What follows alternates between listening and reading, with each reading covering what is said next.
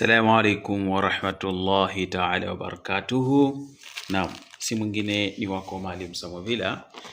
Leo tena nimekuletea dawa moja tu pamoja na yai na mafuta. Mafuta haya dukani yapo. Mafuta haya ni mafuta mazuri sana. Ukiyatumia pamoja na dawa hii kuna matokeo makubwa unaweza ukayapata, Mungu akikubali. Inshallah. Naam. Dawa hii ni ya kufanya nini? Nimekuletea dawa ya kupandisha nyota. Hii dawa inaitwa Itinginya. Kazi yake kubwa hii dawa ni kupandisha nyota. Asili ya dawa hii ni Usukumani na kusudio kubwa ni kupandisha nyota. Kwa mimi naitumia kupandisha nyota. Dawa inakuwa ina mambo mengi, sijajua kwa watu wengine, lakini ina asilimia nyingi za kuweza kutatua tatizo la kinyota. Naam. Nenda katafute mafuta ya ngekewa na ngakakuona. Kakakuona na ngekewa yameandikwa hivyo, mafuta ya ngekewa na kakakuona. Katafute mafuta haya, kisha chukua hii dawa, changanyisha kwenye haya mafuta. Dawa hii changanyisha kwenye mafuta haya. Ukishachanganya kwenye mafuta, nenda katafute mchanga wa kivuli chako. Naam, kivuli chako wewe mwenyewe. Chota kivuli cha asubuhi na kivuli cha jioni, yani kivuli ambacho kinakwenda magharibi na kivuli ambacho kinakwenda mashariki. Basi changanyisha kwenye dawa hii, chukua na hii, changanya. Alafu nenda katafute na chumvi ya mawe, changanya humo. Changanya chumvi na hii dawa. Kisha uwe na yai zuri la kienyeji. Hili ni yai la kienyeji. Na dawa hii utaitumia ndani ya siku 3 kwa kukoga. Utakuwa unafanya hili yai unaliweka kwenye chombo chako, lakini chombo chako kiwe ni chombo cha udongo. Mfano wa chombo cha udongo, kuna masahani ya udongo, mabakuli ya udongo au chungu, chombo ambacho kimetengenezwa kwa asili ya udongo. Na hili yai utakuwa unalidumbukiza kwenye chombo chako, kwenye chungu.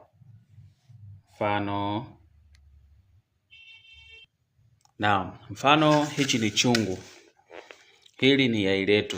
Hichi ni chungu, tumechanganya tayari haya mafuta kama unavyoona. Kuna mafuta na mchanga wa kivuli cha asubuhi na jioni pamoja na hii dawa yetu inayoitwa Tinginya.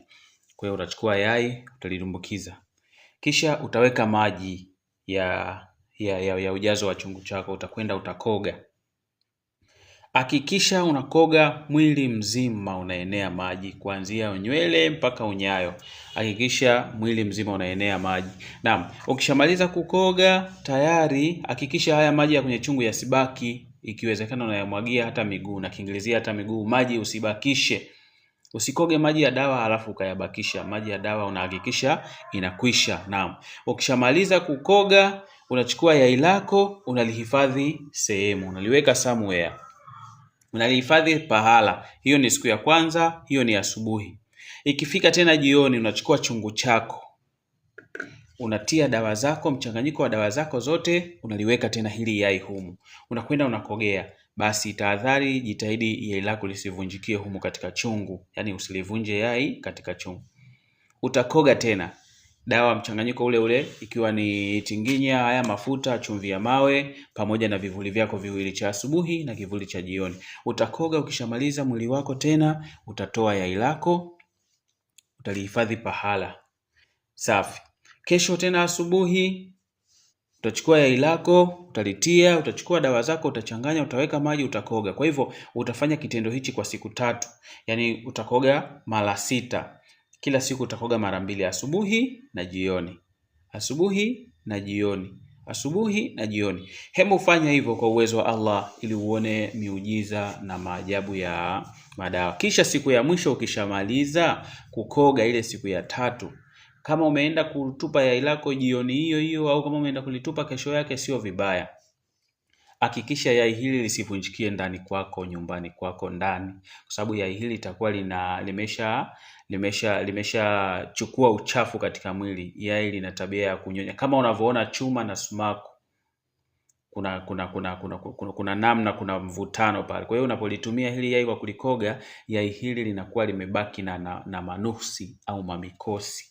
Limebeba ile nguvu mbaya ambayo ilikuwa inaleta effect kwenye mwili, inakuwa nguvu ile imebebwa na nini? Na yai. Basi chukua yai hilo, nenda kalitupe jalalani au porini. jalalani au porini. Jalalani ni pahala watu wanatupa uchafu, lakini jalala hilo lisiwe la kwako, kwamba umetupa sasa hivi na wewe mwenyewe tayari kwenye harakati zako za maisha ushafika pale. Katupe pahala ambapo wewe uendi huko. Kama ni mtaa, nenda katupe mtaa mwingine kabisa. Nenda kalitupe jalalani au katupe hata porini au jalalani. Pahala watu wanatupa uchafu, na wewe nenda katupe. Sema, Mwenyezi Mungu, uchafu nilokuwa nikiishi nao, manoksi, mamikosi, mabalaa, nami nimeachoka, na yatupa hapa, niende nikapokewe na wenzangu. Basi unachukua yai lako kama hili, unalitupa ile sehemu ukishamaliza kulitupa, unaondoka zako na kwenda nyumbani. Basi ukishafika nyumbani, mafuta yako ya kupakaa itakuwa ni mafuta haya Ngekewa na Kaka Kuona, ambayo tayari ushachanganya. Mchanga wako wa kivuli umechanganya humu, hii tinginya umechanganya humu, pamoja na chumvi ya mawe umechanganya humu. Tumia tu kupaka. Haina siku 3, haina siku 4, wala haina siku 5. Tumia tu kupaka katika mwili wako. Paka tu katika mwili wako. Paka katika mwili wako. Utaona taratibu mambo yako yanaanza kufunguka na yanaanza kwenda vile unavyotarajia wewe. Hiyo ni miujiza ya Mwenyezi Mungu Subhanahu wa Ta'ala. Kwa hiyo nakutakia kila laheri katika ufanyaji wa kazi yako hiyo. Nami naamini ukifanya kwa uwezo wa Mwenyezi Mungu utaona maajabu, utayaona na mambo yako yatakwenda, yatanyooka. Hii ni njia nyepesi sana ya kuweza kusafisha nyota. Kwa wale wanaosumbuliwa na nyota, tumieni njia hii. Ni njia nzuri sana ya kusafisha nyota. Ndiyo, muda ni mwingi, siku 3, lakini ina uhakika wa asilimia kubwa sana katika usafishaji wa nyota. Naam, si mwingine ni mimi ndugu yako Maalim Samuel Villa. Nimekuletea faida hiyo, nenda kaitumie, itakusaidia. Assalamu alaikum wa rahmatullahi ta'ala wa barakatuhu.